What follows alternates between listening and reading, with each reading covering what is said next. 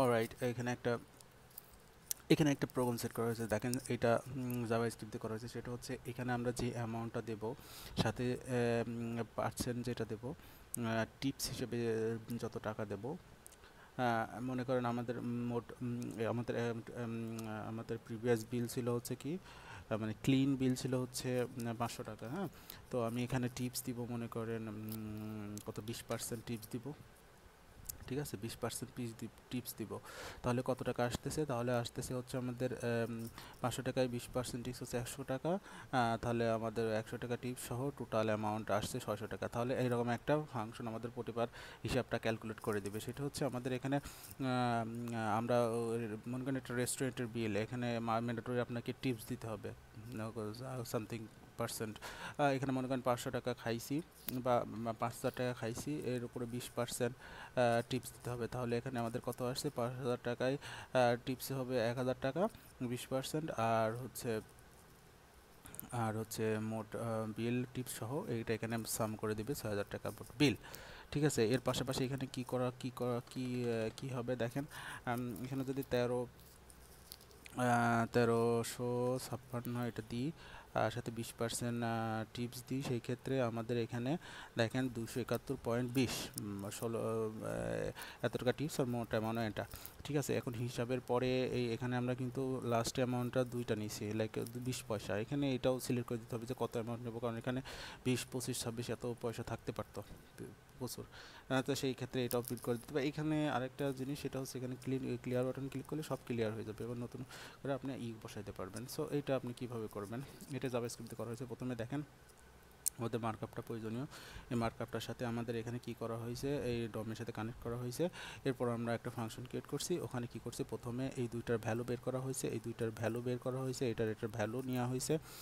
এই দুইটার ভ্যালু এই ভেরিয়েবলের মধ্যে ইউজ করা, স্টোর করা হয়েছে। আর এখানে পার্স ফ্লোটের মধ্যে ভ্যালুটা রাখা হয়েছে। পার্স ফ্লোট এখানে কেন ইউজ করা হয়েছে, কারণ পার্স ফ্লোটের কাজ হচ্ছে, কারণ ইনপুটে যে ভ্যালুটা দিক, যত ইন্টিজার দিক, সেটা কিন্তু স্ট্রিং হিসেবে বের হয়ে আসে। ঠিক আছে, ইভেন আপনার আপনার এমনও হতে পারে। আরেকটা জিনিস, এখানে মনে করেন এইখানে যদি কোনো অ্যামাউন্ট যদি আপনি না দেন, সেক্ষেত্রে যদি এখানে ক্লিক করে সেখানে দেখবেন প্লিজ ইন্টার ভ্যালিড নাম্বার। ঠিক আছে, অথবা এখানে যদি আমি আপনার কোনো স্ট্রিং বসাই দিই, স্ট্রিং প্রথম থেকে দেখাই, প্রথমে যদি আমি এখানে স্ট্রিং বসাই দিই, সেক্ষেত্রে যদি ক্লিক করে এখানে লিখে দেবে যে ভ্যালিড ইন্টার নাম্বার।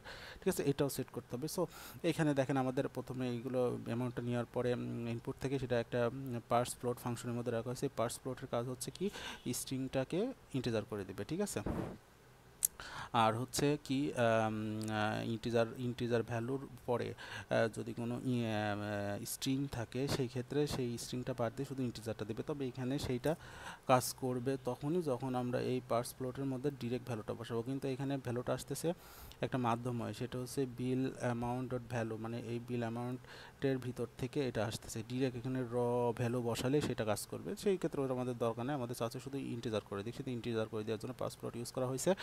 এরপরে এখানে ইফ ফাংশন ইউজ করা হচ্ছে, কেননা এখানে দেখেন ইফ ফাংশন কেন, কারণ ভ্যালিড নাম্বার দিলে এটা হবে আর নন ভ্যালিড নাম্বার দিলে এটা আসবে, এই জন্য ইফ এলস কন্ডিশনটা ইউজ করা হয়েছে। এখানে একটা কথা ইজ নেন, মানে যদি এর মধ্যে ভ্যালিড কোনো নাম্বার না থাকে তাহলে আউটপুটের ভ্যালু হবে কিন্তু নেন। ঠিক আছে, এবং যদি স্ট্রিংও থাকে সেটার ভ্যালু হবে কিন্তু নেন। তো এখানে নেনকে ইজ নেন, মানে যদি নেন হয় এইটা এবং এইটা, আমাদের দুইটা ভালো লাগছে না, সেটা হচ্ছে যে এইটা এখানকার, তাই না?